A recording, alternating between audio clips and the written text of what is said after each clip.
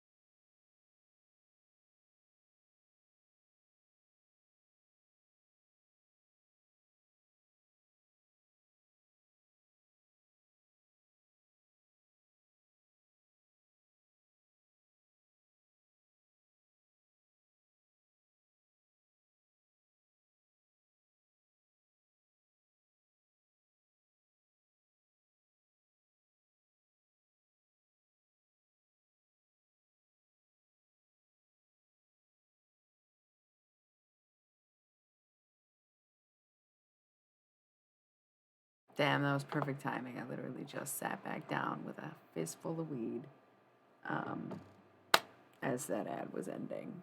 Okay, so yeah, I sometimes put it on and I'm like, God damn, even myself. And I'm hilarious in the thought of, do women find me attractive? And I'm like, I find me attractive. Are you a woman? I mean, you look like a woman and you're very attractive. So it's like, okay, like, cool, cool, cool, cool, cool, cool, cool. Today's one of those days where I'm like, how could any woman resist me, right? Like, goddamn, queen. Now, come on, don't think like a fuckboy. This is a Fuckboy Academy. We are reformed fuckboys of America. Don't get it twisted. We're working on ourselves and helping each other work on themselves. Gosh.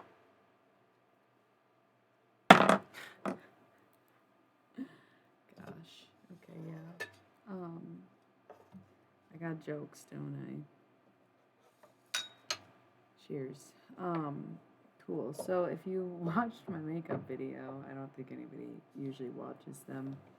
Or I should say significantly less views always for the makeup videos because I'm not that good at makeup, nor do I use quality makeup. But today I was like, fuck it, I'm gonna rant about Nico and the Velvet Underground and how if it weren't for Nico, what would have become of the Velvet Underground and not vice versa, you know? Um, Gosh, it is funny, isn't it? And no, I mean, I love it. I love it. She was 30 when she recorded that album, and I love that too. Okay, that's like that makes me feel like, you know what? That's great. I also have a ton of experience. Thank you, Nico, for reminding me um, that I'm, more. It's like the anti-imposter syndrome. She knows her worth. Even if like people try to downplay it all throughout history, right? But you know, her and Lou were such a vibe, not even in a romantic way, but they were like the two coolest people on fucking planet Earth, you know? And I kind of get why he said what he said about the Beatles, because when you think about it, like, yeah, John Lennon was a hack. We're not getting him involved. He's not on the lineup tonight. He showed up that one night with like Cooley. I don't remember why he got on. Oh, because it was his birthday. Yeah, we've talked to him quite a bit this month already. Like, relax. Um, but John Lennon was kind of a hack, and he really wasn't really about the shit or with the shit, and it was kind of just, I don't know. Lou Reed was more so. Like, I'm not gonna sit there and say that he was at every protest, but they lived amongst their peers who were not execs and musicians and whatnot. And I don't know much about the Beatles. I know more about the Velvet Underground, right?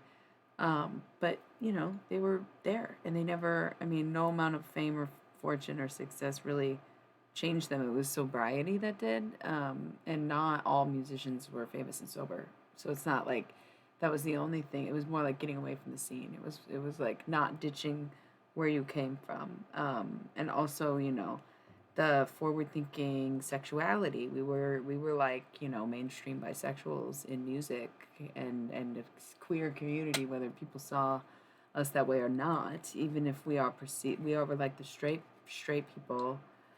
See, I've done Channel to Oracle with Nico, Lou Reed, Jim Morrison, and Jimi Hendrix, who are all on the list tonight. And I've never spoken to Freddie Mercury, so like Freddie Mercury's the opener. And I think a big part of tonight was to have Lou and Nico talk at the same time, because I have been picturing them together all day today. And even when I was looking at pictures of Nico, just because I love looking at her, like I feel terrible because I know so much about her life and how she rejected not only the beauty standards that made her who she was, but that she rejected beauty altogether and her look altogether. So it makes me feel guilty, but I really feel like she's one of the most beautiful people I've ever seen, you know, ever. So I was looking at pictures of her today just because I was thinking about her, for obvious reasons. And there's this picture of her and Lou, and it was like, damn, they're just so cool. Like, just effortlessly cool, harrowing cool, really is what it was. But, and that's just to say that it chilled you out so much that they seemed so calm, cool, and collected, but they were just high as fuck. You know what I mean? But to the unsuspecting eye, I suppose, right? You may never know, because they didn't look so strung out back then, and they weren't so into it that it was detrimental until much later. And Lou kind of did get off, and he didn't, like, Nico committed to the bit, like she committed to the habit, and everybody knew it, and it actually scared Lou out of getting any worse. Even though he didn't really get sober till he was much older, he just never went as hard because he knew what would happen if he did. He saw Nico go down that road and just didn't want to do it. I don't think he ever had kids, did he? And that's part of why he didn't. He saw what happened with Ari, and he was like, no thanks. But maybe I'm wrong. Maybe Lou Reed does have kids. He had like 3 wives, right? Yeah,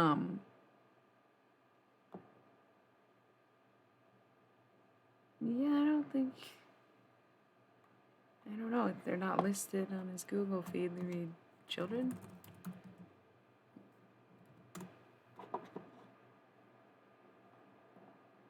None. Yeah, fuck yeah. That's like probably why I'm obsessed with all of them.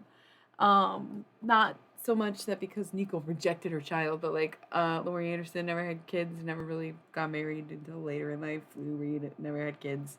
Fucking married 3 times, like just living for themselves. And like I think that's really cool. It takes a certain level of understanding and accountability to be able to accept your lessons in the way that they're given to you rather than passing them down generationally, in my opinion. And maybe that's fucked up, and people are gonna come for me if the breeders heard that. Oh my god, they'd have my heads. Anyways, I was getting some hit. No, I'm just kidding. Anyways, so okay. Yeah, lots going on. I kind of got distracted by the thought of a Girl Talk song. Like, he uses that song in one of his mixes from like 2009 or whatever. And now I just have girl talk playing in my head, and I don't know what the fuck we were talking about besides Nico and everything. Kids, yeah, they just live for themselves. Something very admirable about that because it's a lonely road and it's hard for people to. You are beautiful and you are alone. But Nico inspired Lou to never have kids because he was still in his drug phase and whatnot, and he saw what happened with Ari and just was like, nah, fam, I'm not doing all that. If y'all didn't know, couldn't already tell, like it's not a deeply channeled possessed message because I'm trying to talk to both of them at the same time rather than having like a full blown monologue from either one. It's kind of like just hearing not even both sides of the story, but hearing both sides of the conversation and being able to go back and forth. Um, but yeah, I kept seeing them together, and it was such a beautiful energy because, as far as I'm concerned, it was never really sexual. I don't know. It's like debatable whether or not he was faithful to his wife, and I'm not really here to say it. At least his last wife he was, because I mean, with age, you should stop caring. And it was cute because I feel like I've been hearing stuff about everyone all day today from Nico because whenever I know I'm gonna connect with her, it's for days on end. It'll literally be days on end that I talk to her, and it can. I actually last year had a hard time kind of cutting her off at one point because I was like, holy shit, like I am so drained. I'm really tired. I can't wake up. I am so focused and fixated on this in my waking hours. Like, I had to really shake it off and kind of kick her out because we just kind of vibe so hard in a sense. But, of course, these past couple years too, I've been learning a lot of lessons and having a lot of growth and appreciating where I'm at and what I've done in my experience and what's to come and et cetera, et cetera. So I think my deep dive on Nico last year definitely has been inspiring, if nothing else. And like I said, there was a couple readings last year on my Instagram page, the Illy Millie account, where I did channel Nico and Lou and all them. And it was a good time. It's fun. And I try not to repeat their points, but different crowds, I guess, being on Twitch and being on Instagram. So, whatever.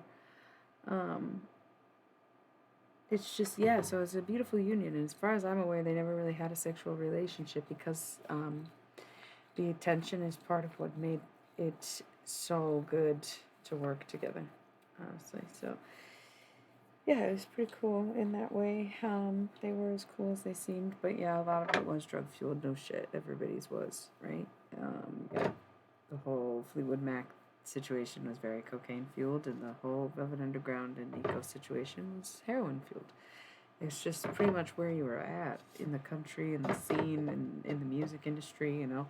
Everybody had their drug of choice, and that was ours.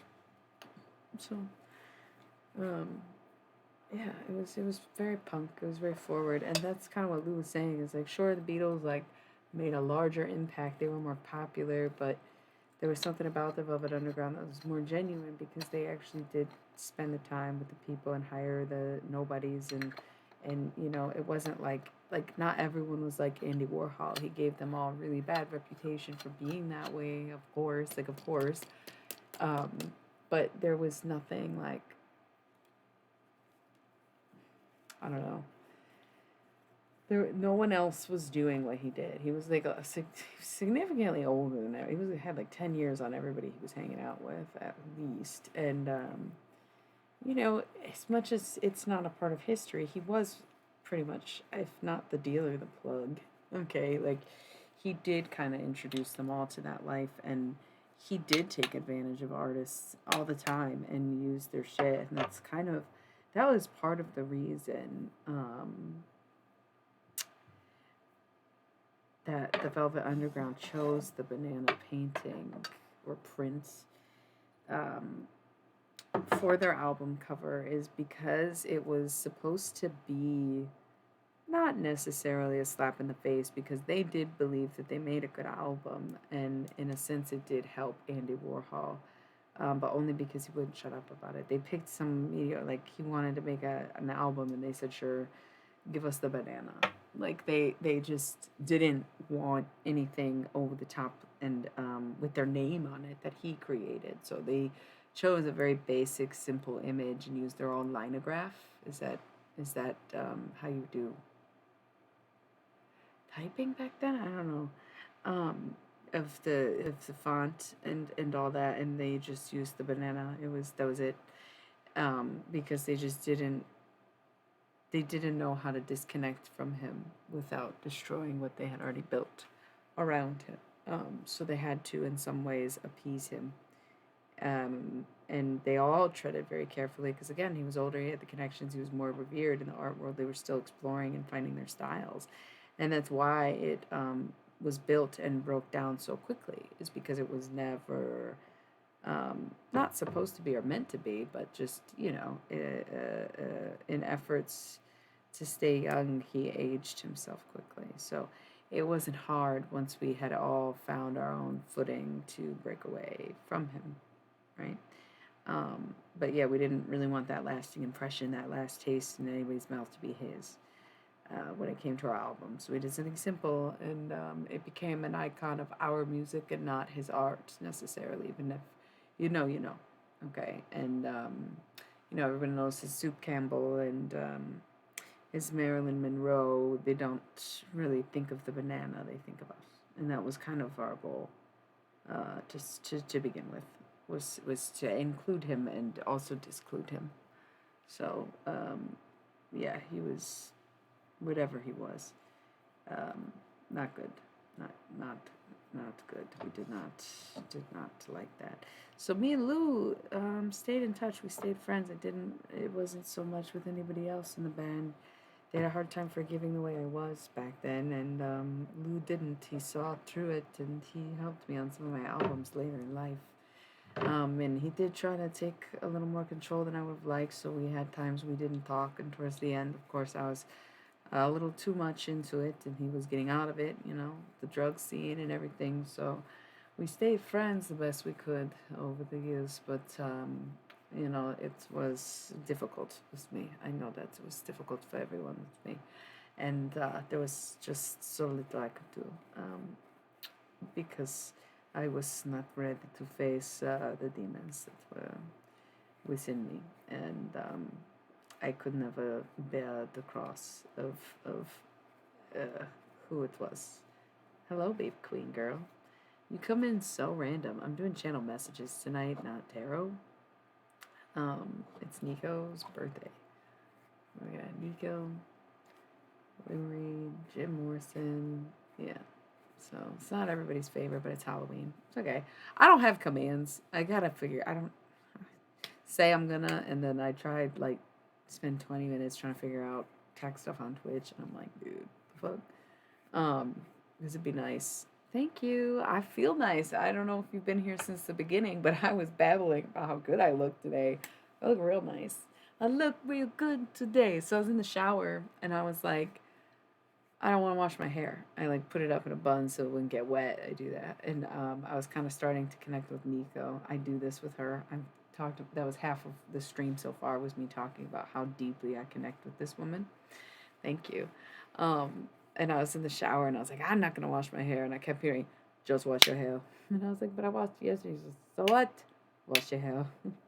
I was like, fine. And she goes, I'll teach you the way my mother used to do it. You put your shampoo with just a little bit of conditioner in the middle, and you do it at once. And I laughed because I was like, oh, it's a 2-in-1. And she's like, we did not have a 2-in-1. We had little hot water. I had to go fast. And that is what my mother taught me.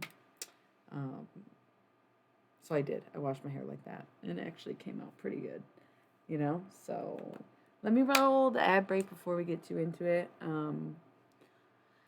Just because otherwise we'll get cut off. I'll be right back. Thanks for joining. Nobody really, whatever. Okay, I'll see you in a sec. Or 60.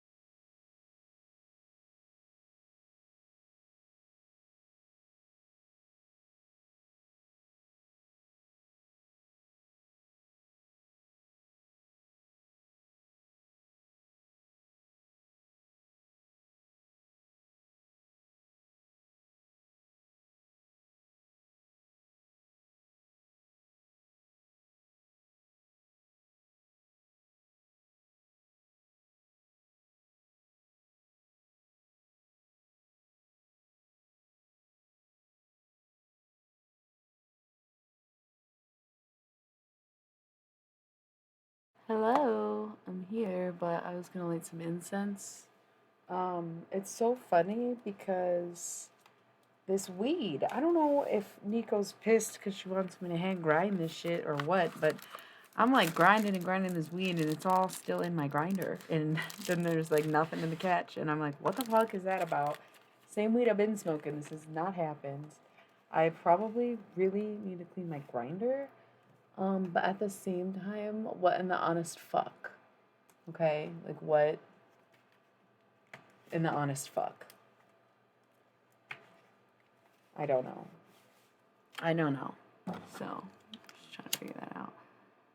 She turns once more to Sunday's cloud and cried behind the door.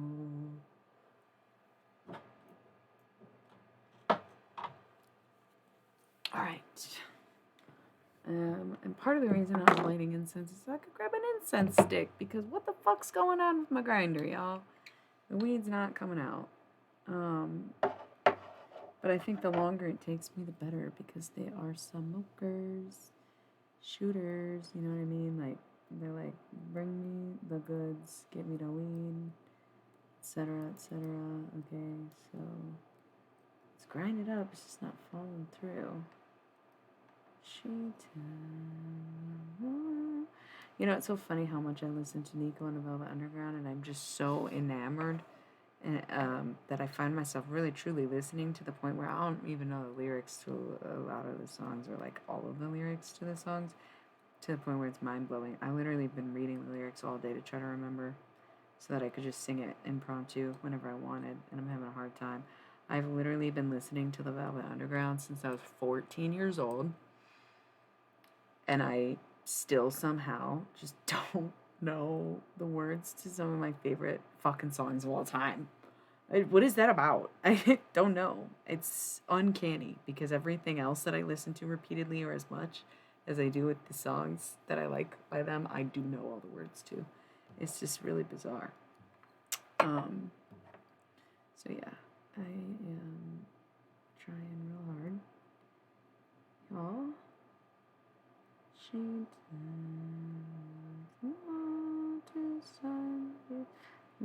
okay, start from the top. You can do this. You remember, right? And what costume shall the poor girl wear to all tomorrow's parties? A hand-me-down dress from who knows where to all tomorrow's parties. Where will she go? What shall she do when midnight comes around? She turns once more to Sunday's cloud and cried behind the door.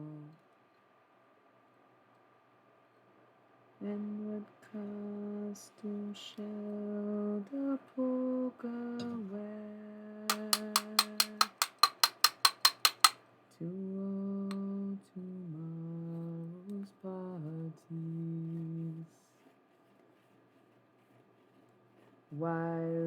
Why silks and linens of yesterday's rags?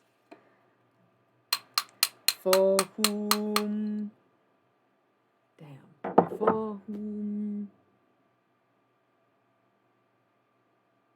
something, a costume. How do I still not know? It's like blacked out of my mind. A hand-me-down shroud of hand-me-down gowns. Dude! She sits and cries for yesterday's clown. Damn. For all tomorrow's parties. How do I not know? How do I not know? I'm impressed with how bad that is and how I literally can't remember any of the words that mother effing song. Why? Why? Why does it evade my mind? Is it their own junky memory that like affects me specifically with their music? Have I been channeling them longer than I thought? And that's the joke, is they're like, man, we also don't really remember the words, huh? Makes no sense. Um, but I think that's what makes music truly moving, is when you just are stopped dead in your tracks and you can't even sing along or whatever. Like, that to me maybe is what makes them one of the best for me, or one of my favorites, because I just wanted to hear them sing it. I wanted to hear them do it. And I very often just want to sing along to things, and that's sort of how I determine music, whether or not I like it, is how much I enjoy singing it, and they got me. They left me speechless. They left me songless. Fucking love the Velvet Underground so much. Every time I listen to their music, it's like, wow, do I know this song? Yeah, I do. Holy shit, this is good. And they wrote one of the best and maybe even earliest trans anthems of all time. Like, say a word for Jimmy Brown. He ain't got nothing at all. And it's not like that's the thing. Everybody regards David Bowie as some kind of fucking queer icon because he pretended to be bisexual in the 70s and dressed like not even androgynous. Like, I don't know, is androgyny not to present as any or both genders or the opposite gender, and not just like non binary? Or do I have the wrong? I feel like androgynous is when you dress up as both or either gender, but what he did was a little more like non-binary, right? I don't know. Either way, he like did interviews in the 90s where he denied being bisexual and said he never really was with a man, and he just knew that that was part of the times. And like, I don't know, that's so weird, and people never took away that status of being a queer icon. And somehow, the likes of Lou Reed and the rest of that crowd was hanging out with like the trans people of New York. They were the queer scene. Like, I don't really speak on what they were doing sexually, but that was the crowd they were serving. That was who they hung out with. That's what they wrote their music about. From Take a Walk on the Wild Side to Oh Sweet Nothing, they use that as a common theme in their music. So what they did for the community was it added a layer of protection by bringing awareness to the situation, right? And it was not necessarily exploitive expose kind of music, because they didn't speak on it as much as they sang about it, because they knew that it would be much more powerful in the music than it would be out loud. But they were out there a lot of the times. If there was a protest outside the on the block, they would go down. They weren't on the front lines, they weren't carrying picket signs, but they would always go. The whole crew went. Like, it's not like they were absent from it. They were there through a lot of what happened in New York back in those days.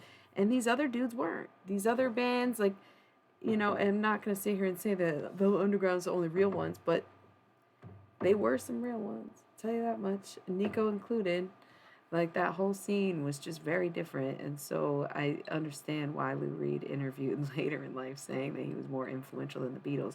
He definitely was more influential to the effect of social issues, or to a certain crowd that the Beatles did not reach, because they were catering not only to white people but to straight people. How dare they discomfort, right? And same with I think Dave Davies, not Ray Davies, one of the dudes in the Kinks. They wrote Lola. That was 1970, 1973. I don't remember. Same thing. Nobody's talking about them as a queer icon, but the Lead's brother, like, he was openly bisexual, and the lead was like, tried stuff with guys, didn't love it. I was just on drugs, not really bisexual, but I don't care. So it's just funny that we regard, or not we, I would not include myself, that David Bowie gets seen as like so groundbreaking, when in reality, what the fuck did he do other than use queer people and exploit them in the same way that people still do today by putting on a fucking outfit in 1970 and then 30 years later, 20 years later saying, "Oh, that wasn't really me." Cool, dude. Like, what the fuck? Like, what the fuck, man? That's just so fake. And like, you weren't bisexual, you weren't queer, you were a pedophile. How interesting. What? You were actually fucking underage girls and then tried to be like, no, I'm into guys? Fuck you.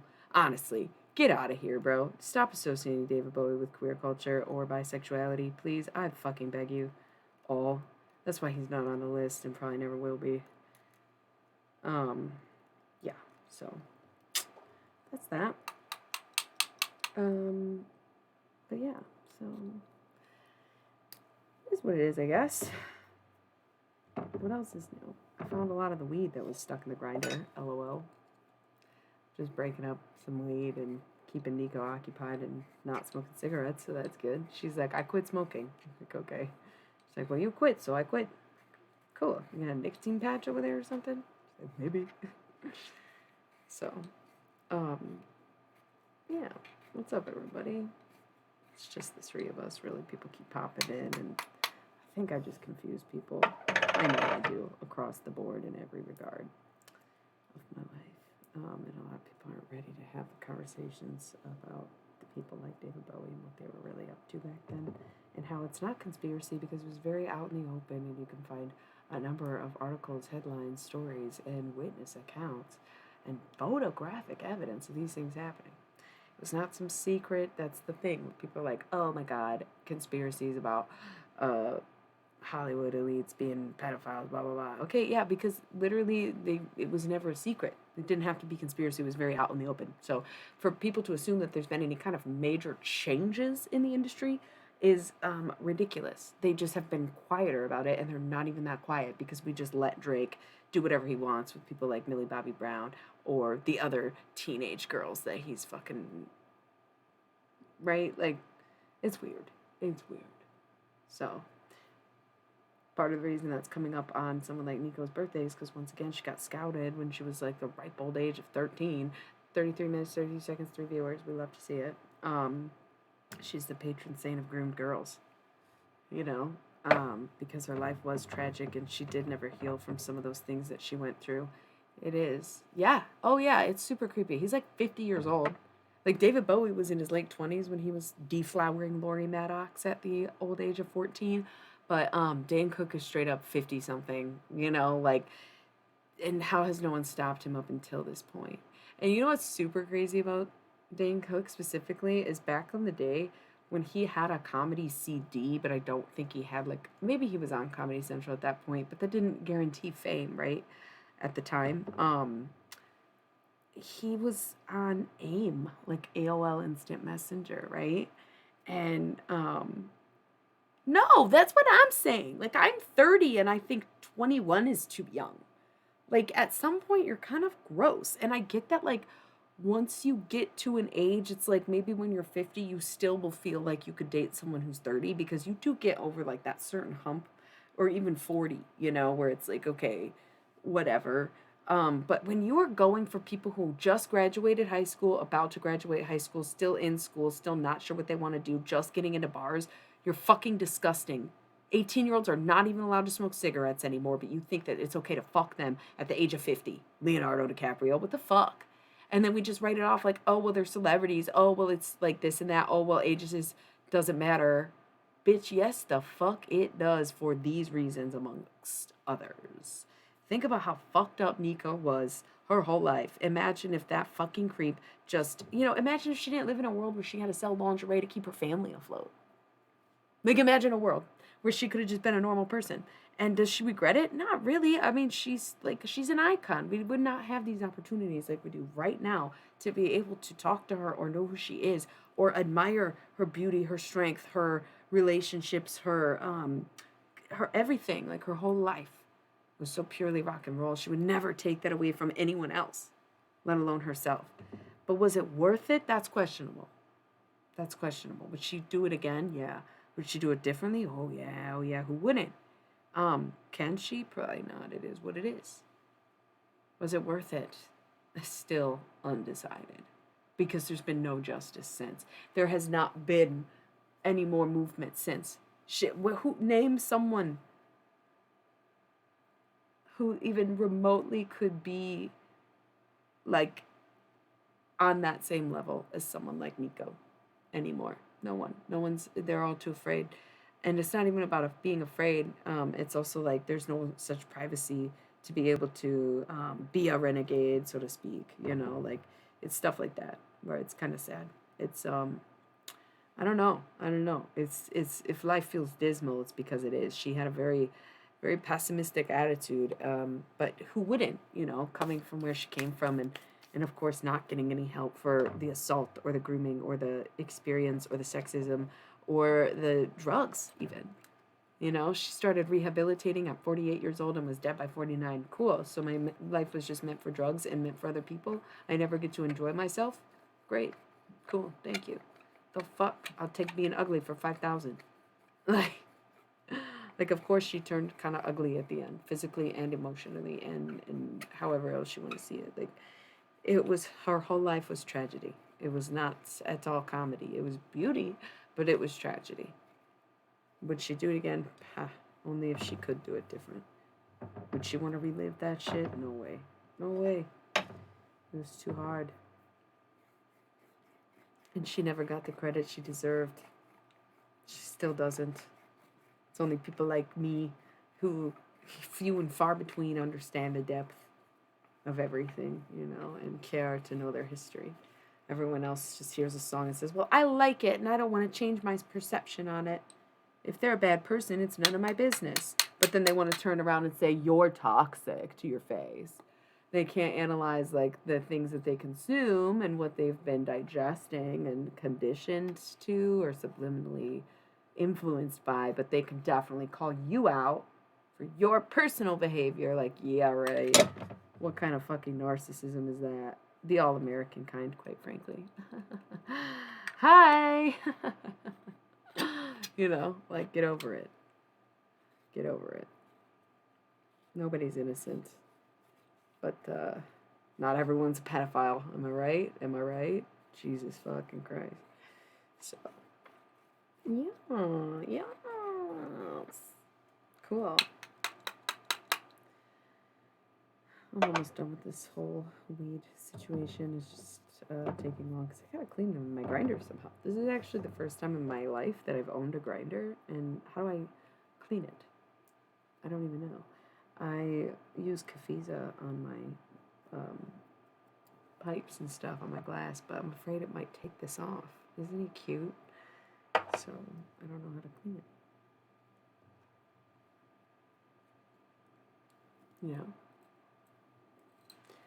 I've been out walking.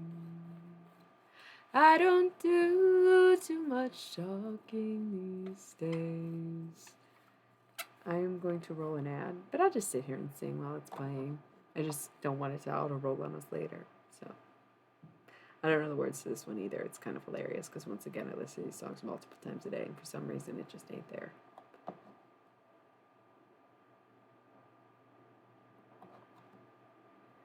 I've been out walking.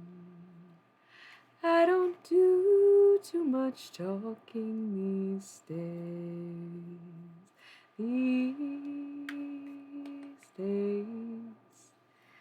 These days I seem to think about all the change that came apart my way. And I wonder if I'll see another highway. I don't even think that's it. I think I skipped some lyrics. I've had a lover. I don't think I'd risk another these days. These days.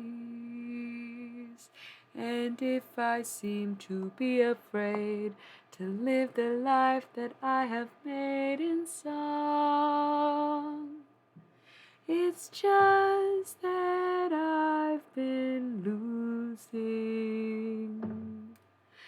so long. La la la la la. Dum dum. I'll stop my rambling. I don't do too much gambling these days.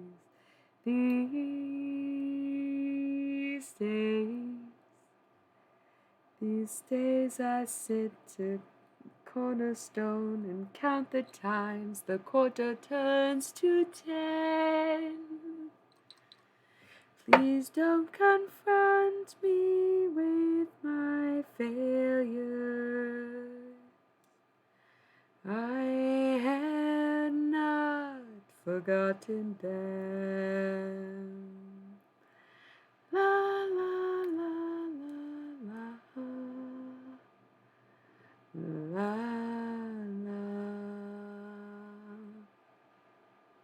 I think that was as close as I would get to knowing it lyrically speaking. So thanks for tuning in. Any other Nico requests? I don't know the words to any of her songs apparently, because that's the one I should probably know the most. Once again, just been listening to that album since I was like literally 14 years old, but it's not a big deal that I fucking still cannot remember the words to any of their songs. Whatever, you know, shit happens, I guess. Can still recite all of the lyrics to both S Club 7 albums I was obsessed with from ages 6 to 8, and yet this not so much. I don't know. Weird, right? Don't know.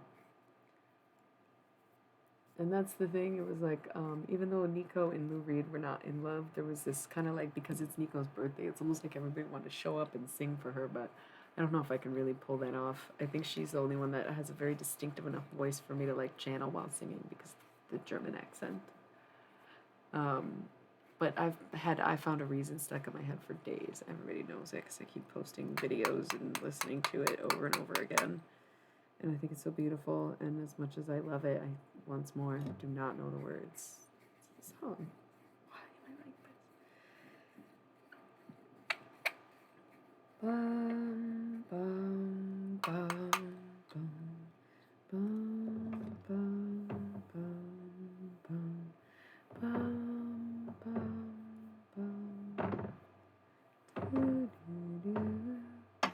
I found a reason to keep living. Oh, and the reason, darling, is you. Oh, I do believe you are what you perceive. Bum, bum, bum, bum, bum, bum, bum, bum, bum, bum.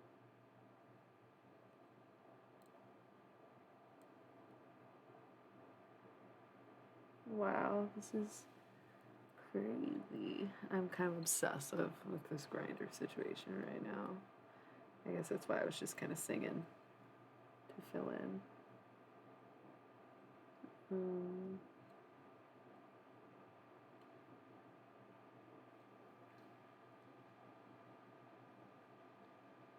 I don't know though. Whoa. The grinder's back the hell up, fam. This is crazy. This is why I've always preferred super dry, sprinkly weed that just breaks up and your fingertips just becomes chrysalis and is, you know, like potpourri even, because then this shit doesn't fucking happen, you know?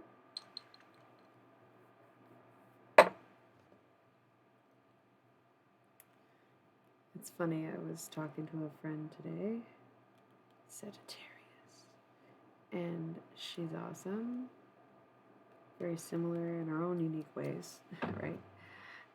And I was telling her how I felt like I had so much on my mind, you know, and I wanted to express the way I felt to people in a better way than just trying to tell them. And she's like, write a letter. I was like, yeah, that's a good point. Or really creepy, who knows?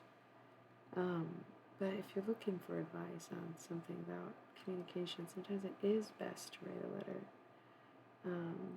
Whether it be for yourself, for you to read to them, for you to send, for you to burn, it doesn't matter. Write it down. Write the damn letter of what you would say if you had the opportunity to say, right? Or send it. Who cares? Like, or fucking send it. Hand deliver that bitch, right? Be not afraid. Unless you're talking about the song Afraid by Nico. You are beautiful and you are alone. Oh, I think my makeup is getting to the point where it probably needs to be replaced. I feel like my face is only ever itchy when I'm streaming, and that's like the only time I'm really wearing makeup, so it does not take a genius to put those two together. It's 4. Yeah. I probably look like a fucking drug addict trying to like scrape my weed of all, my grinder of the weed, but it's really more of a oddly satisfying moment than it is about the weed. I have plenty of weed to smoke, but this is like, man, how much is just packed into the fucking walls of this grinder right now? It's wild, fam, I'll tell you that.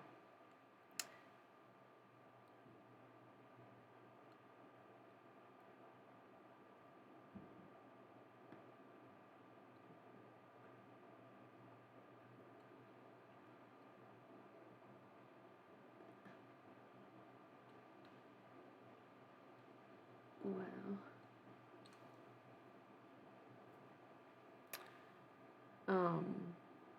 You know, in a way I like that I'm a forgiving person, but in other ways I respect people who are less forgiving. I can totally understand that.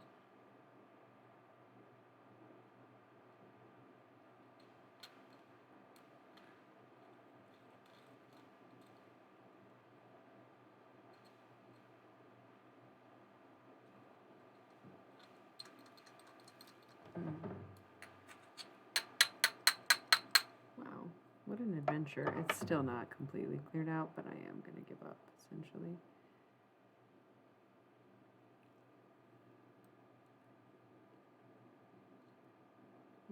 Count the times the quarter turns to 10. Dun, dun, dun. Please don't confront me with my failure. I had not forgotten them. You know, Jackson Browne wrote that song when he was 15 years old. He recorded like a demo version, but he basically wanted Nico to have it because he just imagined her singing it and like never even asked for credit, and I think they gave him credit anyway, or something weird like that, where he was so young and excited. But he was just like, no, it's totally her song. He just really wanted to be a ghostwriter, I think, too, but it's a cute version. But nobody does it like Nico. Nobody. It's like Sinead O'Connor, you know. Nothing compares. Nobody cares if that's Prince's song. Nobody. He's another fucking kind of like whack job psycho dude in the industry, so didn't think we gave a fuck about their opinion. Shit.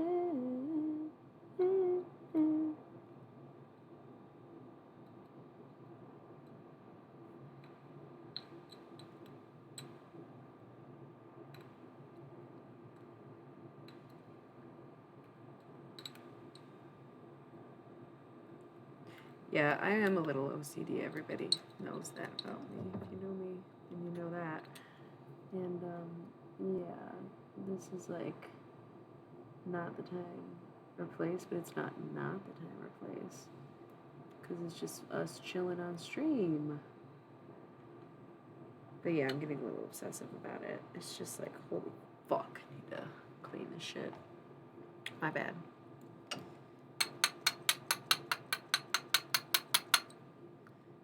I'm I try to remind myself to not use it again until I clean it. Fuck. Better than I just did. And yeah, I got so much weed out of that grinder. Holy fuck, it was hiding in there. Wow. Okay, kind of want to roll a joint, but that was like so much effort that I feel like I don't want to use that much of the weed at once. But yeah, I feel like if I'm not smoking cigs, I gotta at least smoke a joint for Nico. Even though I've been casually channeling messages from her and Lou for the past like hour, I just want to get into it, you know, with the joint, with the moment for her, you know. Maybe we'll have to take a cig break later. She's like, you have clothes. It's not that big of a deal to me. Not a huge fan. I'm like, that's why. She's like, no, I'm trying to quit.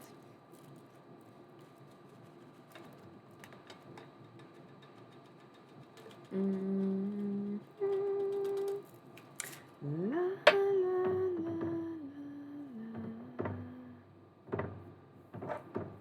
la. You know what? Velvet Underground, I probably do know all the fucking words to. 1, 2, 3. If you close the door, the night could last forever. Leave the sun shine out and say hello to never. All the people are dancing and they're having such fun, and I wish it could happen to me. But if you close the door, I'll never have to see the day again. Somebody talks and somebody walks, somebody on subways and trains. So not every word. Dun, dun, dun, dun, dun, dun, dun, dun, dun, dun. Yeah, I did know it. I just don't remember. Dun, dun, dun, dun. But if you close the door, the night could last forever. Leave the sun shine out and say hello to never. Wait, and then there's the part about the wine. Leave the wine glass out. Right? I don't know. Maybe I really thought I knew all the words to that one, huh? Fuck me, eh? Got practice to do. For what? My own self, so that I can stop being annoying by only singing one line to every fucking song I know. Quite frank. Quite frank. Oh, the people are dancing and they're having such fun. And I wish it could happen to me. But if you close. Oh my gosh, what is all this weed on my lap? How the fuck did that happen? I'm a mess tonight. It's because I'm focused, but kind of not at the same time. Or I am focused, but I'm still not there, not ready. Where I think I've been prolonging for all day. But I guess I want to be conscientious enough to not repeat everything that I said on the last reading with her last year. And giving her time to remember, refresh, and decide what we're going to talk about. More in depth rather than just these casual check-ins with Lou. And we've got other people we're anticipating this evening and blah blah blah. So I'm rolling this joint. We're getting through. We're gonna enjoy the moments, right? And move on with our night.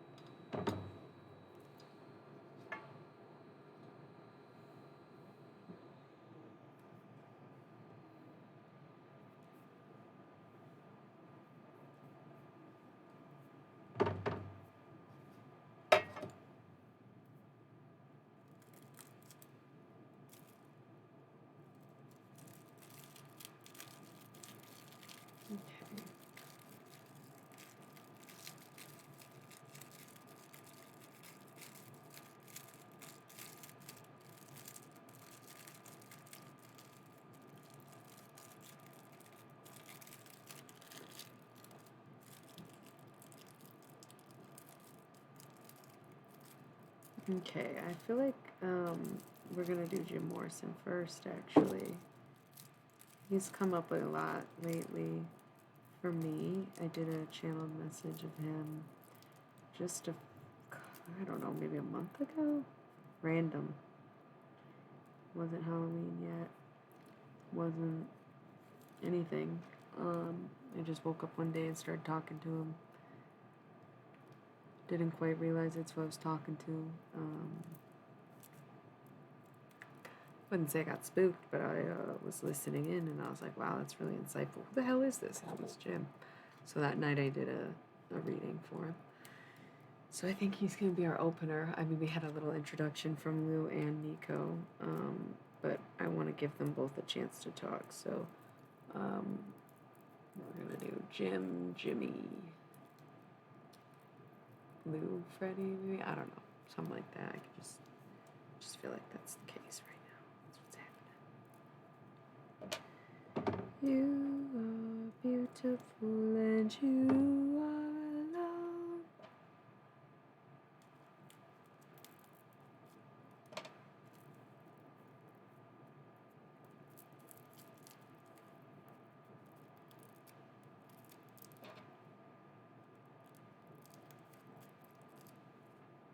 Okay, I was just thinking about an analogy. If things seem to be getting hard or you feel like you're being tested and people are pushing your boundaries or provoking you in some way, this is a final test to see how you react, to see how you handle things like that, and to see if you can manage, because it's like your final fitting before your true form takes on and your life takes off and blah blah blah blah blah. So the universe is basically throwing these one act, one lesson plays at you right now just to see how you handle it and to recognize how much you've grown and for other people to recognize how much you've grown.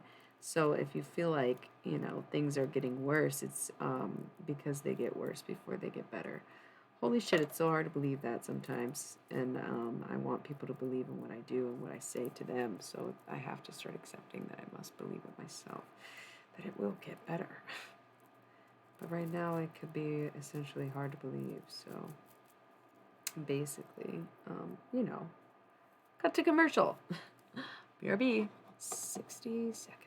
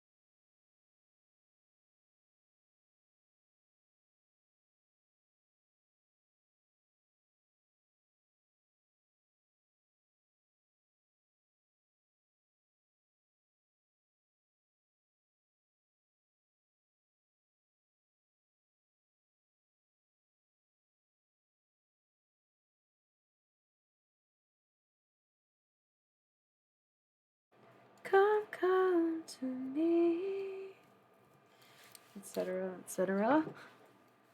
I'm just like finding weed everywhere. I like spilled it on myself at some point. I don't even know when. Like, where did it all come from? It's just on my lap. But that's the thing about fucking with ghosts, don't you think? Huh? Just messing with you? Maybe, maybe not. Come to me. You are what you believe. Come to me. Da, da, da. Bum, bum, bum, bum, bum,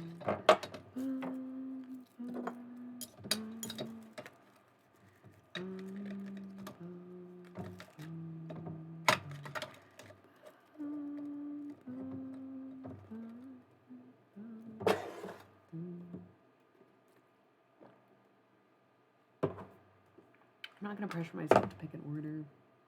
I'll let it happen naturally. I'm gonna spark the joint, close my eyes, and see who comes up. I'm trying to be very clear on who it is that I'm talking to and when I'm talking to them and what it is they want to say. Okay. Yeah, my makeup must really suck. My face feels so itchy. And I swear it's only when I stream. Come to me. Yeah, I do definitely wish that I fucking do more words. I'm sorry, that gets so fucking annoying.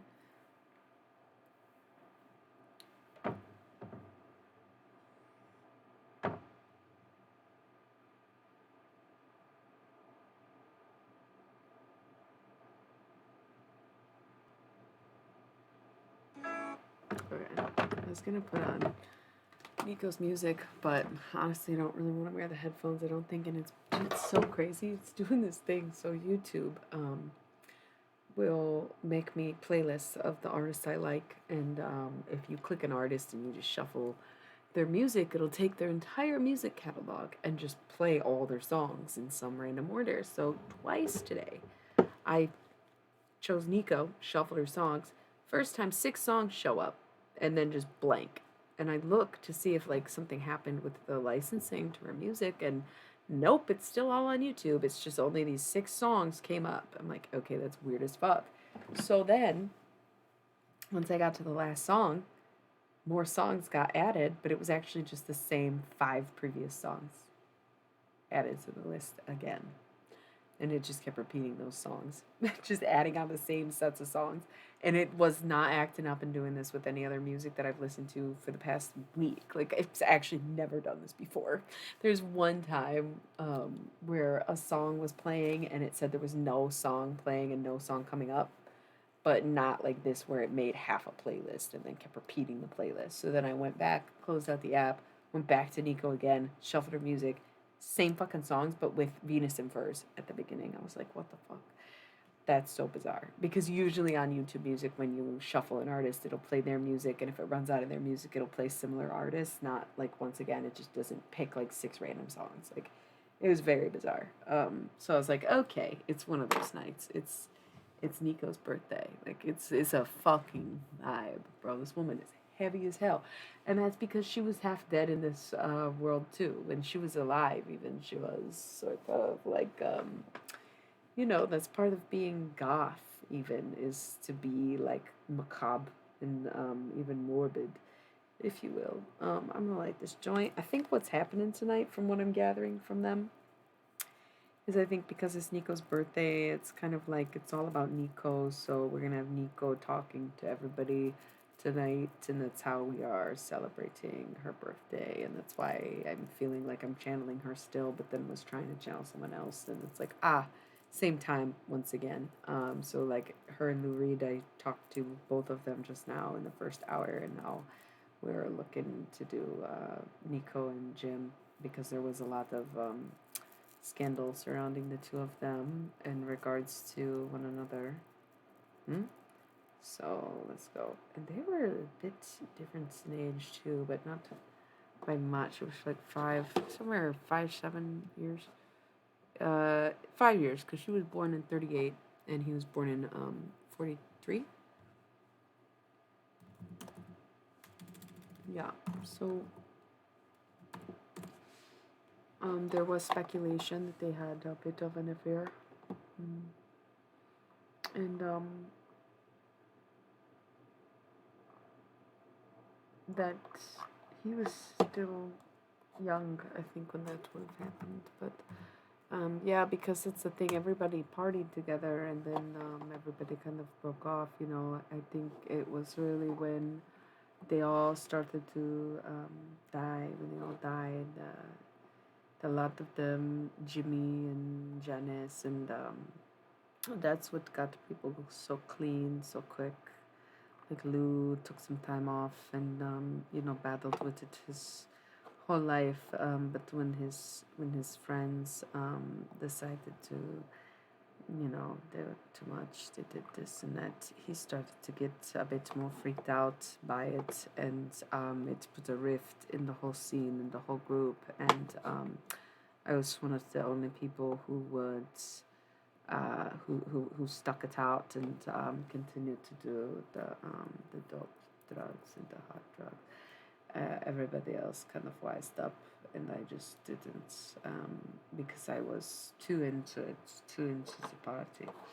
And by the late 70s, when everybody had slowed down, and they pretty much had stopped, they tried to stop me from, keeping going with it, and I didn't. I did that whole tour. All of them just fucked up. Mm-hmm.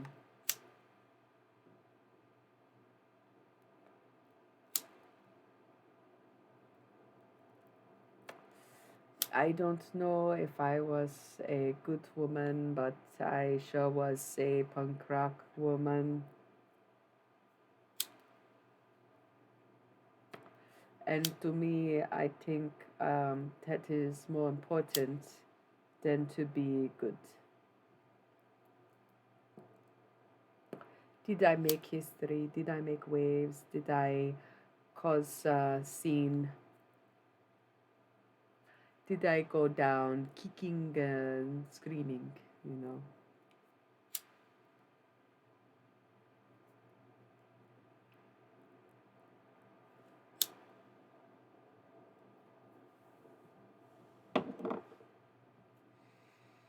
Mm. She's smoking this in the way that they smoked other things, back in the day. That's what this reminds her of. It's so tight that the belly hits, but that's what it was like when you smoked opium and, some of the black tar, and it was sticky, it was hard to hit. It was almost an impossible task to do it, and yet we did. We were so addicted to it that nothing could really stop us there. We just kept going and kept going, and I just, rather than try to bring my friends down with me, when they let go of the stuff, they let go of me. Hi, cool Billy Tarot. I'm doing a channel message for Nico's birthday right now, so forgive my German accent. It's not real, it's Nico. This joint is not hitting.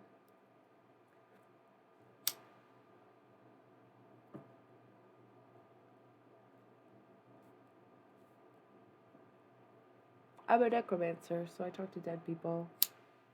Nico's one of my favorite people to talk to. If you don't know about Nico, I don't know what you mean by that, but sure.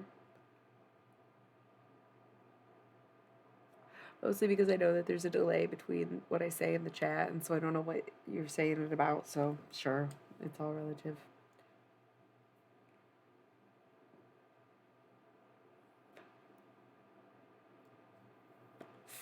My makeup video discusses the life and times of Nico and her relation with Lou Reed in the Velvet Underground. If you don't already know about that, you can watch that stream, come back to this one. Tune in with a few people tonight in celebration of Nico's birthday, because she basically invented goth music as we know it today. Cool.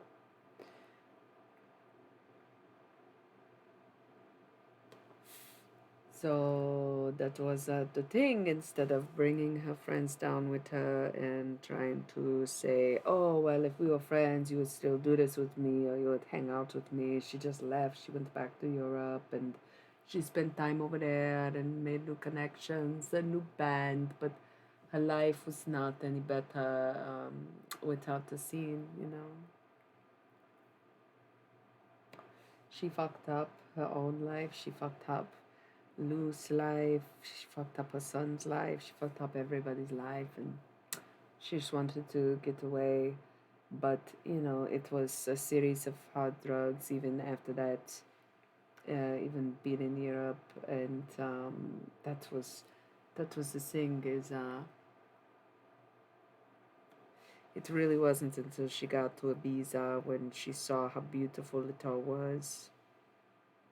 that she wanted to start over and get clean. And in doing that, it was the death upon her. Oh, you do not smoke anymore. Um, I wrote this very tight. It was very sticky. It's a whole thing that was clogging my grinder. And that was rolled tight so we could pretend we were smoking opium or black tar, like Nico would have back in the 70s and 80s. That's basically what this joint is, but it's just weed. That's all I smoke.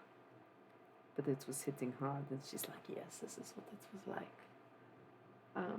Because whenever I talk to her, she likes to chain smoke cigarettes. But she knows that I've quit.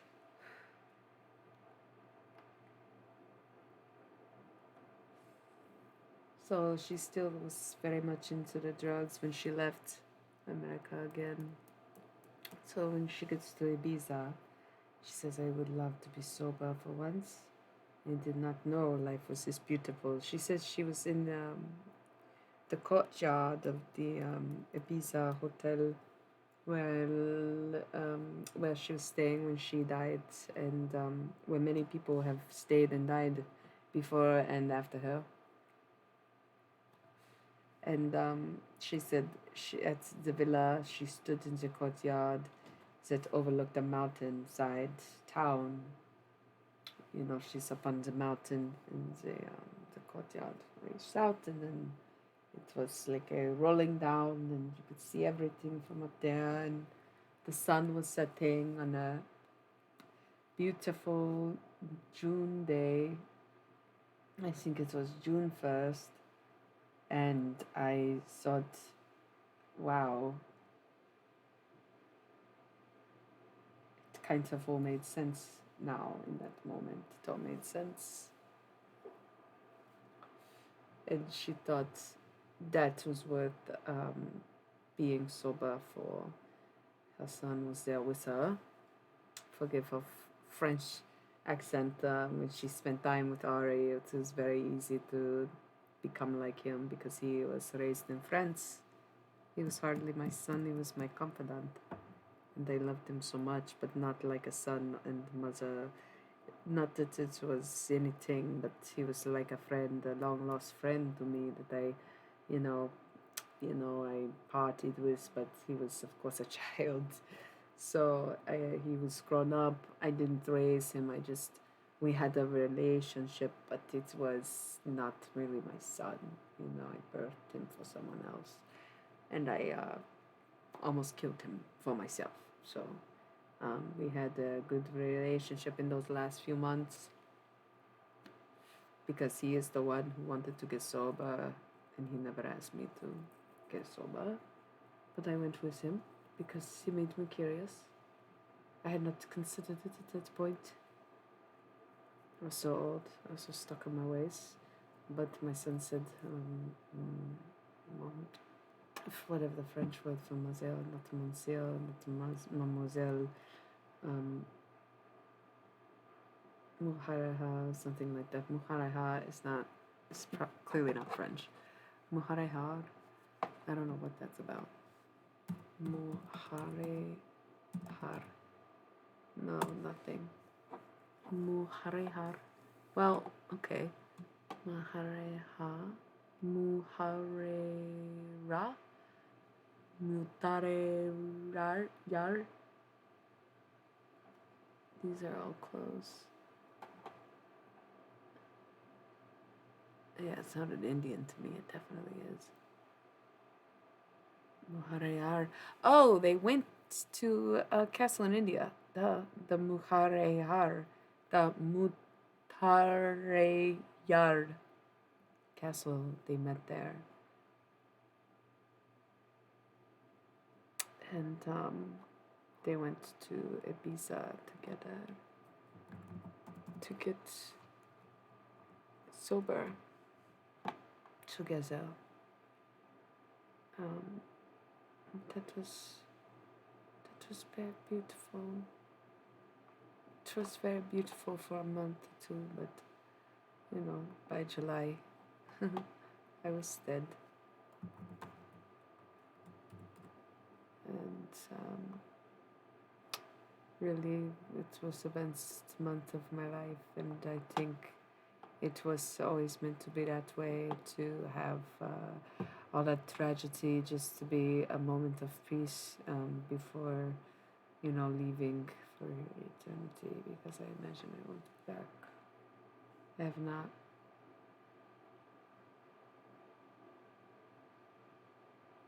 Is it about necromancy or Nico or Lou Reed or something? Who's a Virgo? He is a Virgo. Fuck, I hope Bill Murray didn't die because I said that. God, I'm bad at that. Um,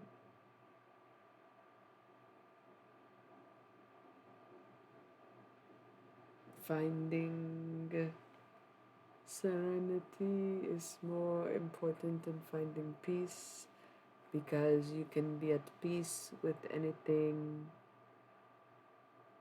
Um, I don't really watch war movies, but at least it's about the ambulance driver rather than combat. Because you can have peace with anything in you and around you, but serenity is the things that you um, have before you. If you find serenity in life, it is because your inner peace is syncing with the outside world. So seek your serenity rather than your peace, especially if you have already found your peace. Did Ari pass away? I'm confused about the French accent. Who the fuck am I talking to right now? I know he's old as fuck at this point. Okay, he's only 60, but still. Um,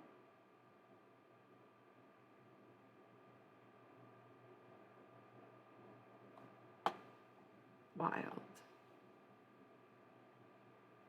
That's so weird. I don't know who else would be talking that has a French accent. No one else is on the list, unless she knew how to do a French accent. She's just teaching me a French accent because she's a godsend.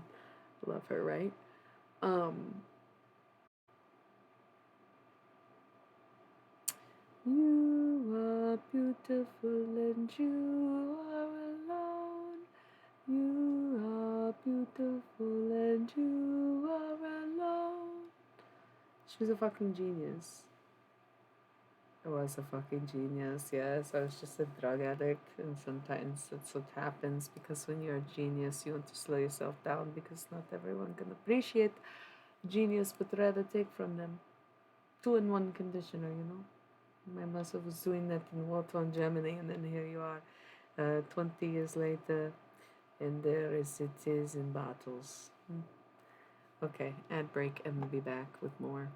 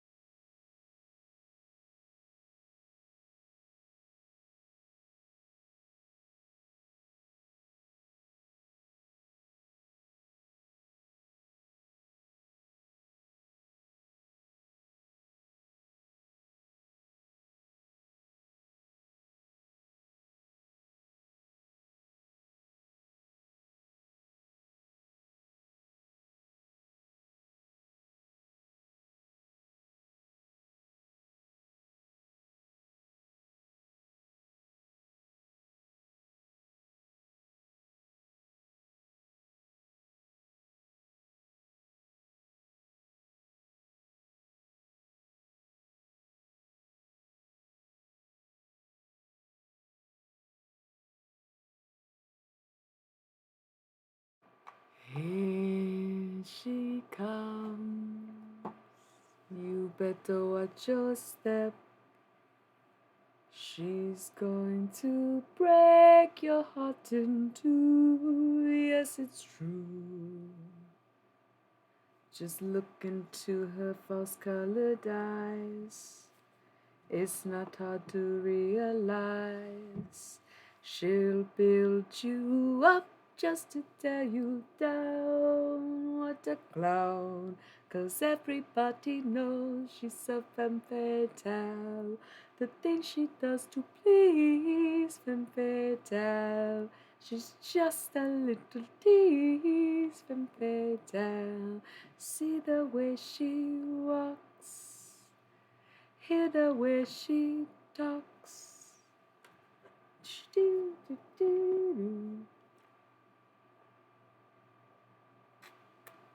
You're just a number in a book. She's your number 37. Have a look.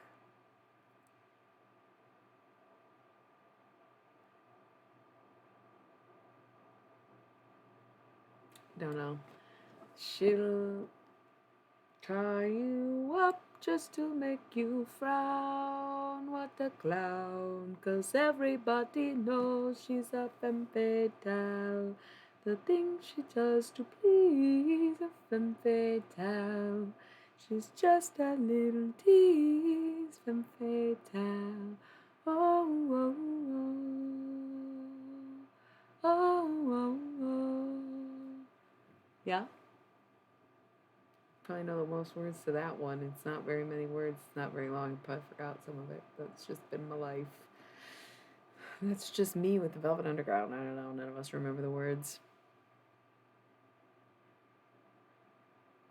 I kind of did after that shower experience I had with Nico today. I did want to look up when was 2-in-1 shampoo and conditioner invented. We must know. 1987. Yep. That's what I'm saying. War-torn Germans were doing it way before then. Okay.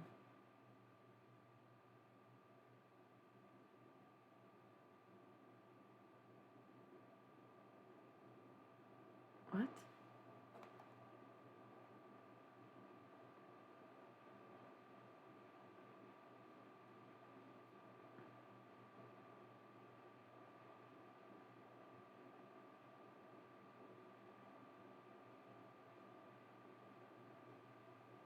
What?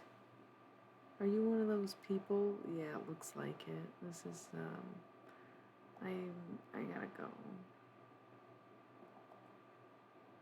Okay.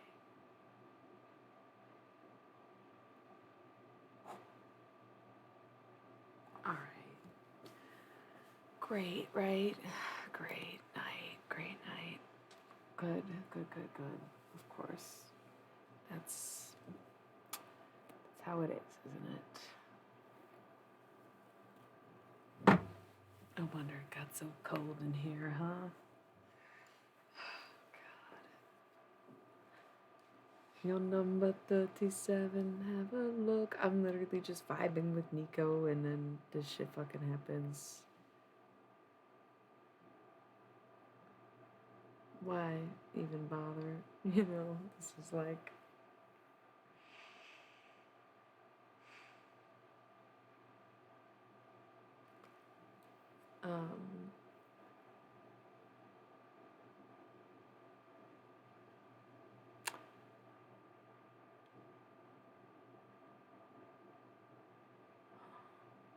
Maybe I should just let Nico have her birthday and not do anyone else. Or just give it some time in between. Give her more time. Give people more time. It's just a Sunday. Jesus Christ. That's okay. What's the point of anything, huh? Not much of one. Definitely not much of one. But whatever. I am flabbergasted at some of the things. It's like if I say conspiracy 3 times, some guy who wants to talk about his religion being the military will show up. Like it's not an episode of X-Files that I've already seen, digested. Okay. I'll be back in like, I don't know, 15 minutes. I'm just gonna take a little break. I'm gonna recalibrate, readjust, and hope maybe someone else shows up. It's not that I'm bummed out from that soul experience, but perhaps I just, as to not exhaust myself for the evening. Nico might want a sig break. Okay, so I'll be back in 15 minutes-ish. Cool, thanks.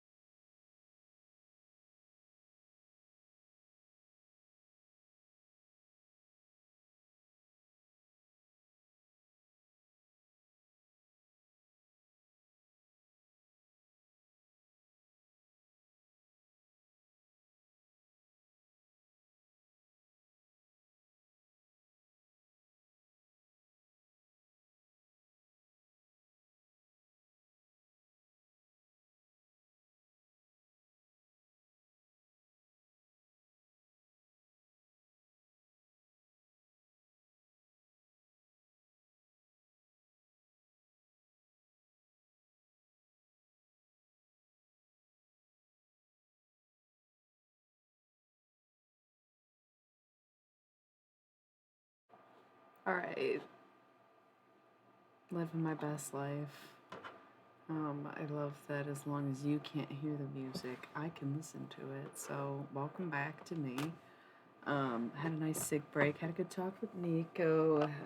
Privately mentioned some things that probably won't discuss on stream. Gonna get back into it. Today was very emotional outside of the fact, or maybe because it's her birthday, where I woke up and instantly just immediately started going through it, but mostly emotionally. Like nothing really happened. It was just so many emotions came up today, so much to process, so many things. Even the exchange of emotions or flow of communication among people seems to be cramped lately. And it's kind of,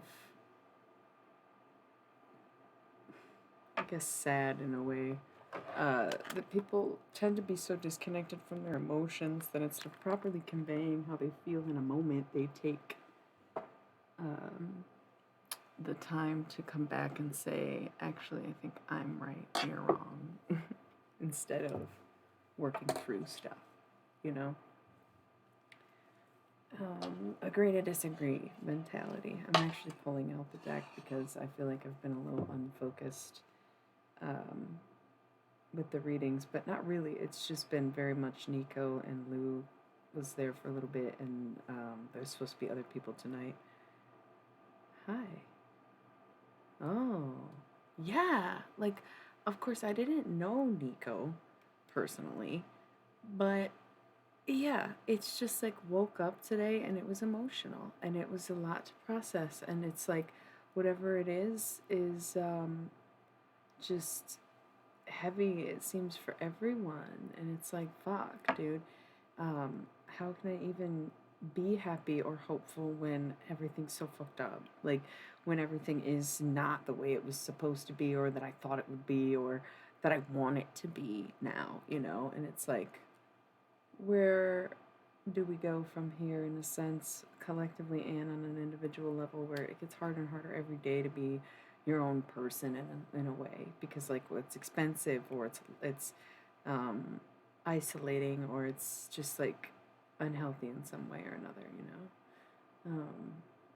It's sad what we've had to go through over these last few years, and it's crazy how fast it happened right before our very eyes. And it's almost as if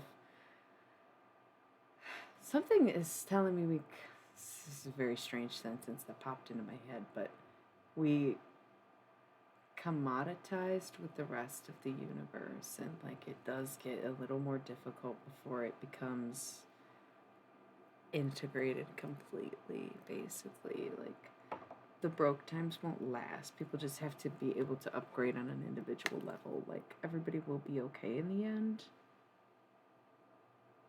if they can make it through this. That's the message I'm getting right now. I don't know where that's coming from, but that's kind of like, it just, I don't know. It's really tough. It's a test of faith, it's a test of boundaries. It's just like everything that it needs to be right now in order to prepare for what is to come, basically. So, when it comes to the rock goddess, yeah, some stuff might get emotional. Her life was very tragic. Alright, I'm getting back in the zone. I'm gonna take the headphones off. It's only fun sometimes, and because I'm very moody, I wasn't wearing my glasses earlier. I don't know.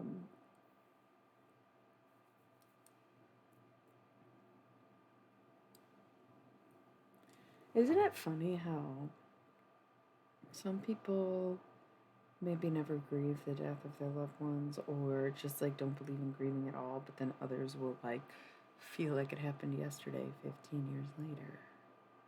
That's what triggered a lot of growth in my life this year was the 10-year anniversary of something that happened that resulted in the death of three people that were pretty important to me. Two were very important to me. One I didn't know as well, but he became very important, right? And it forced me. Oh man, it was April was the anniversary. It kind of forced me to recognize the depth of the wake that resulted from, or that resulted from it, and recognize how much my life had changed since then in some ways, and how it has yet to progress from that moment, even though, like, I have, if that makes sense. And so it made me start, it kind of hit me in the same way it did when it happened, because when it happened, I was very hopeful. I was only like 19, and it was the most craziest thing anyone I've ever known has ever been through. And it happened to someone I love who did survive it, but it still was the death of three other people. So, like, pretty intense, pretty graphic. And that's kind of the thing, is like, I guess, it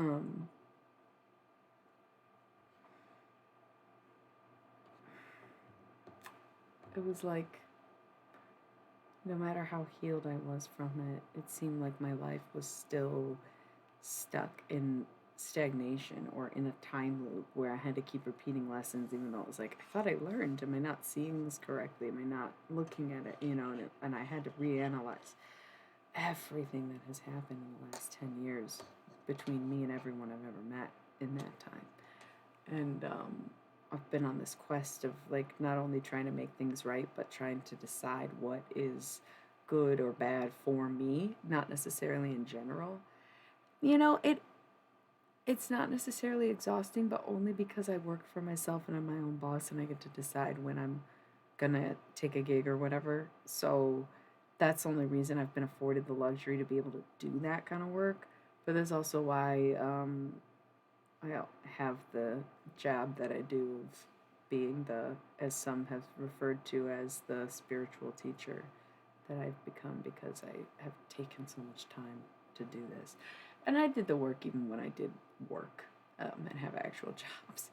The head injury above everything else, and the other injuries coupled with it, definitely slowed me down to the point where I have no desire even to try to do some of those jobs I used to do, like restaurants and coffee shops and shit.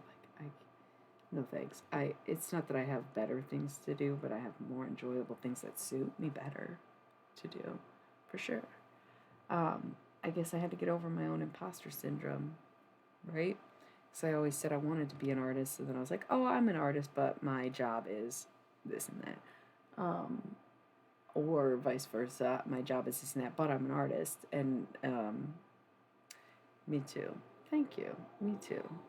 Um, okay, and that's like the big lesson with Nico is, like, everybody knows who Nico is because she did that album with the Velvet Underground in 1968, but she was already working in multiple industries for 15 years at that point. She was not a nobody, right? Um, but that kind of revelation for myself is like, yeah, no, it's kind of same. Been active since, like, in theater since high school, and then it evolved into other things, other ventures. Been painting since I was, like, really young. I've been an artist my whole life, and I've been into tarot for 10 years too now. So I had to accept that my skill counted. Instead of me saying, oh, it's not a big deal, oh, it's okay, oh, it's this and that. No, no, no, no, no, no, no, no. Like, 10, 15 years, 20 even years later, like, you gotta accept that you've got that experience and just go with it, and stop having imposter syndrome about the whole thing, right? I think a lot of people go through that because the idea of promoting a business is essentially working for the greater good, but the idea of promoting the self is essentially narcissism, and so that's a very hard bridge for a regularly empathetic person could maybe have difficulty with. Is I don't want to force anyone to look at me. I don't need you to validate my art necessarily. I want to make money, but, like, I could just starve. It's not a big deal. Like, that's very common for people who aren't in it for the validation or the attention or the fame or whatever. So um, it's kind of about being able to cross that threshold, cross that barrier of not completely diving into total narcissism and still being able to say, I'm pretty good, or even I'm really good instead of pretty good. So I'm pretty good at doing that by talking everything down, little, pretty, kind of, right? Bad habit a lot of us have. So, kind of, yeah. That's why I like doing readings with people like Nico, because I always get all this insight and knowledge from someone who really, really went through some shit and was not really necessarily a good person and didn't really make good decisions and maybe didn't deserve a second chance or a life or this and that, but, you know, had it, done it anyway, I guess, in a way. So, kind of cool. Kind of cool. So this is the year of the artist, the year of the goddess, 2022. 2 is an even number. Even numbers are the goddess numbers, the feminines. Yeah, so I love that. I love it all. God, King bless. Yeah. God bless this hot mess. That's where we're all at. And, I love that for the first time in my life, I'm so inspired. Look, here's the night song, Hidden Talents. So inspired to make music for the first time in my life to the point where I actually am doing it. It's wild. It's very wild. And I think that's also comes from connecting with so many cool fucking artists this year. In these last couple months. But really, it was like that end of last zodiac year, Pisces season, when a bunch of them came up, and it was like, whoa, like I was really getting in my power. Last Halloween was cool too, but it does not stand out to me like February, March time. And then I made a bunch of, yeah, I'm shuffling, but no, I'm just doing the channeled messages. This is my Halloween Oracle deck.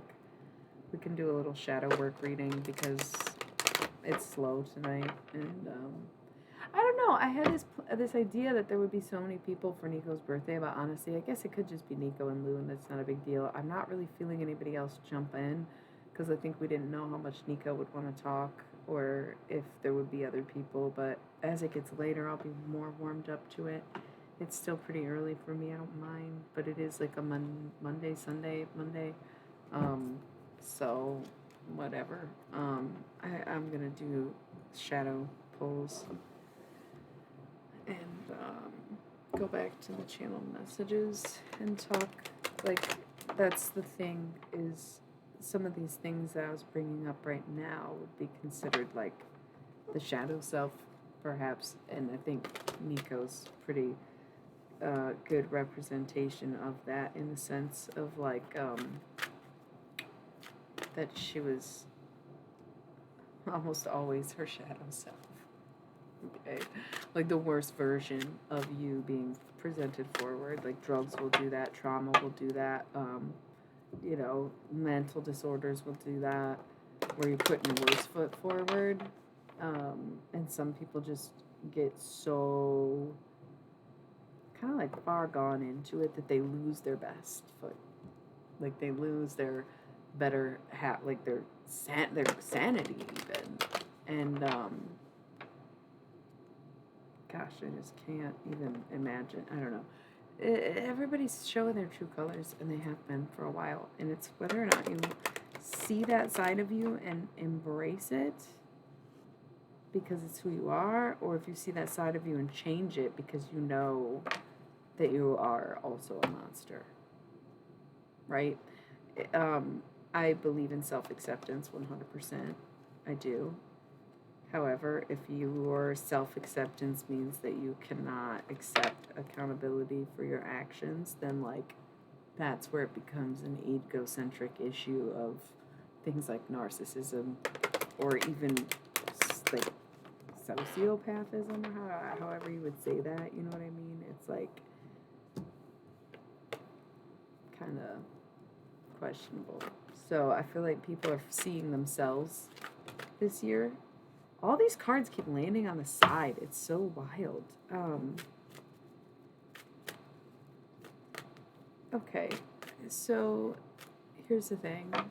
A lot of people are returning to self, and that takes them to a place in time in their minds and hearts of when they felt most like themselves. And that's what I meant by like this 10-year anniversary for me triggered this thought of like, what's been going on in my life the last 10 years and what were the highlights? Who was there? Who wasn't? What did I see? What did I miss? What did I be a part of? And like, it's the answer surprised me, took me off guard when I sat back and thought about it, meditated on it, prayed about it. The answer surprised me very much. And I just haven't really been able to focus on much else ever since. And this is months ago, and I'm trying.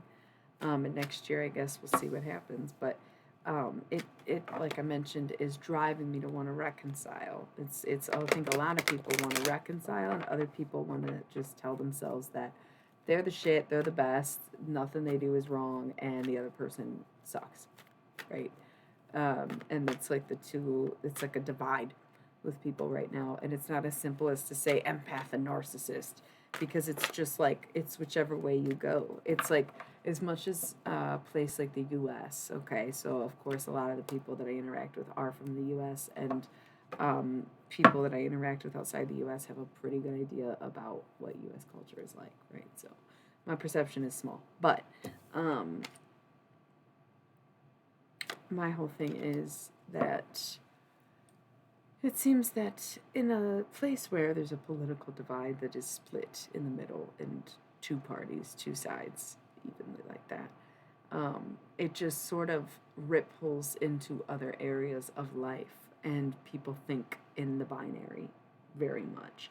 And the fact that genderqueer is pushing to become the social norm, of course, will have pushback because we've been so stuck in the binary. Not just man and woman, Republican and Democrat, empath and narcissist, but like it just seems to be with yin and yang, two components to every pair. And when they are at odds, it's because they're opposites who have yet to come together and work as complements and instead contrast each other. Okay, so let's roll the ad break so we didn't get auto rolled on. It is very much like us versus them. And I'd like to discuss that further when I come back.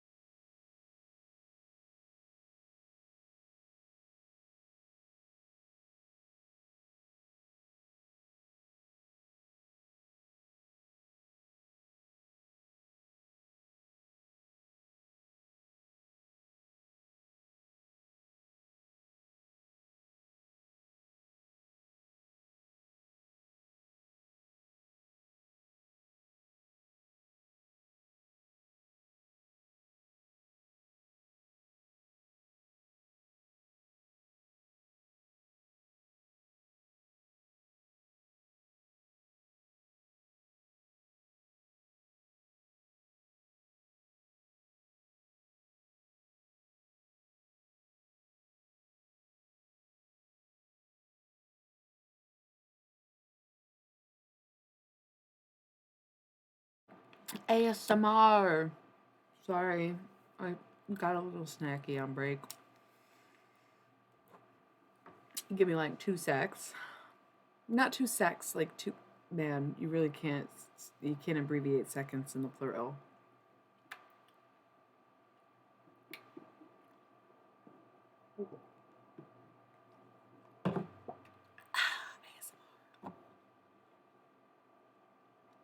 Okay, so we're back.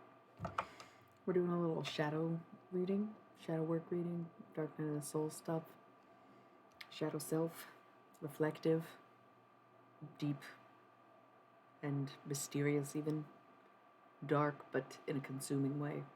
Okay, so as I mentioned, okay, and then divide, and you say us versus them. And I think one of the hardest things to realize is sometimes the people on your team are not necessarily going to be the us.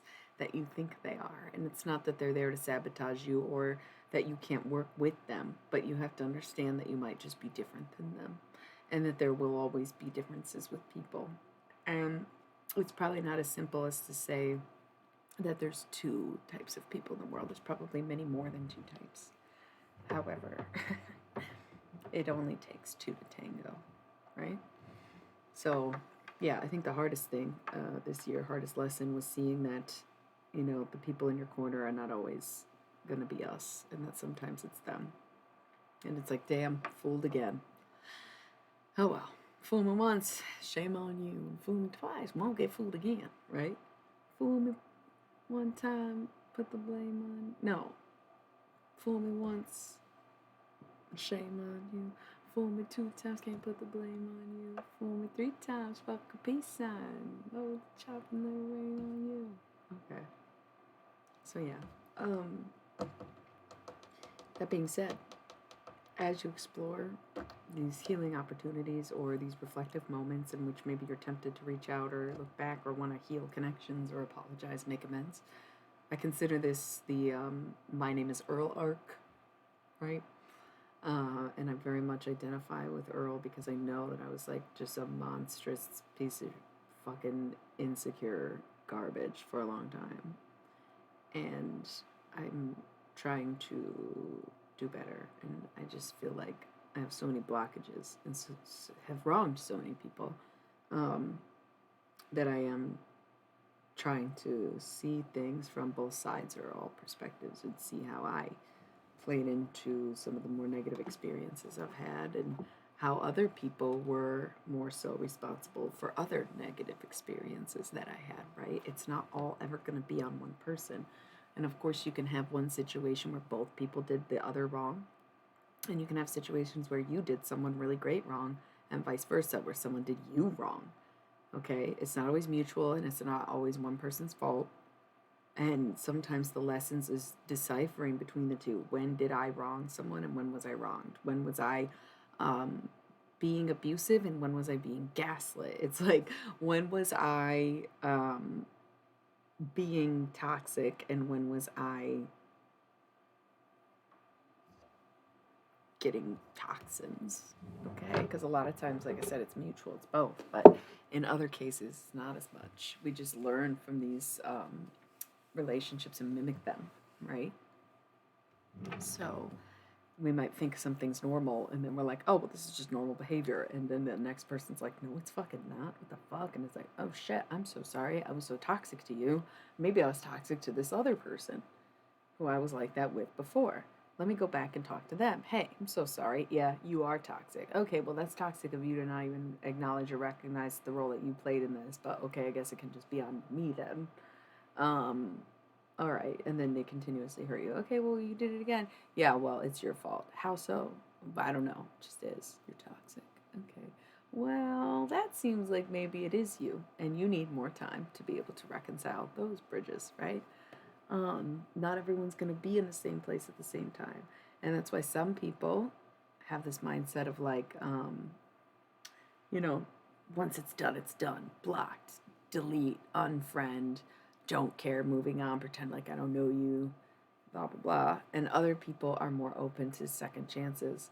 And I, for one, do try to give people almost like as many chances as I can give them, as many chances as they need, and embrace the ebbs and flows of life and understand that people react to things differently all throughout time and recognize that, like, because we're not all in one place, it means that maybe we're not all meant to be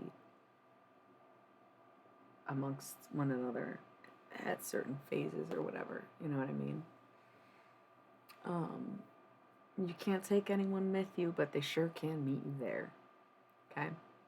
So I think that's a big lesson this year for some reason. And part of what we've been discussing pretty much, like, Leo season was hype as hell. Virgo season was chill. And Virgo season's usually a bit more hype than that. And Libra season, for me, is a very spiritual time. It's a very, like, uplifting time. It's a very exciting time. And we were warned during Virgo season that this Libra season was going to feel very different and it's not going to be the usual, and that we had to just sit back and be quiet and trust no one, like in true Fox Mulder Libra fashion, and just go with it, that the truth is out there and that things would be revealed to us, or that we would be revealing things. And I think that's been very true. And I think that things are still kind of quiet because it's still Libra season. And so it's kind of like any last minute bullshit want to come out of the woodworks before we get into Scorpio season, because that's when the dust will settle and we will see what it's worth, and we will see what we've done, and we will see the results, and we will see who was right and who was wrong in some kind of proverbial sense, because what's right for one is wrong for another. Okay. Cool. Yeah, I don't think we're going to get very far on these cards because I feel like I'm closing my eyes and ready to channel again. That was a great tidbit. So I'm going to leave the reading at this. Bottom of the deck, Skull of Light, Illumination. What's done in the dark shall come to light, and everything will get illuminated. And that's what this Libra season was about, was seeing for yourself and knowing and doing and being. And forgiving, but also making sure you have boundaries. Okay? These 3 cards all on the side. What do we have? The Cauldron, Synergy and Healing. Zombie, Control. And in between them, the Apple, Risk and Reward.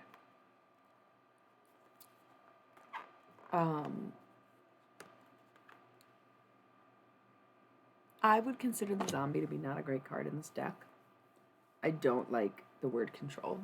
I think it is disempowering. I think it's manipulative energy. I think it's very much attuned with like addictions and blah, blah, blah.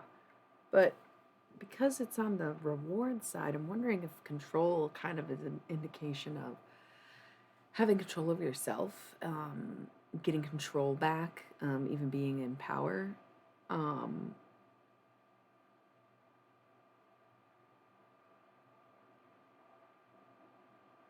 First thing that came up when I read that was Lit, that song that they have.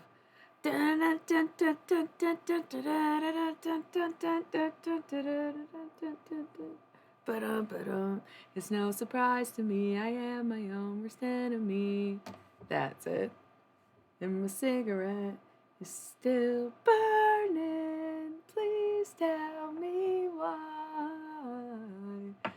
Car is in the front yard, and I'm sleeping with my clothes on.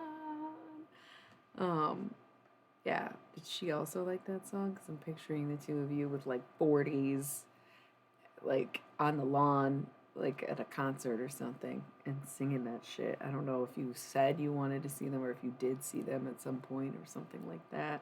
Or if you heard that song recently, then that was the sign that you were supposed to get and didn't, kind of. And you're gone. Because yeah, that popped up immediately, and I've been singing the Velvet Underground for like 3 days and pretty much nothing else. So it's not my side. It's not my song. But yeah, so risk on this side, the synergy and healing is the risk side. So reaching, it's like we're talking about tying off loose ends or reconnecting, reconciling, building bridges and stuff, and like reaching out and attempting healing and trying to create that for your life and for yourself.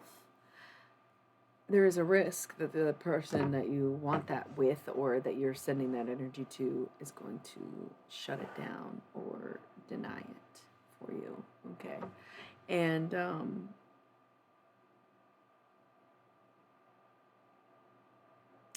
kind of just doesn't work that way. But yes, the reward being zombie control kind of freaked me out, where it's like, that sounds like a false reward, but really it's about being in control again, being in control of your life, in control of yourself. So it's on its side because the decision to reach out or not reach out hasn't really been made yet. It's on its side. You are taking a risk.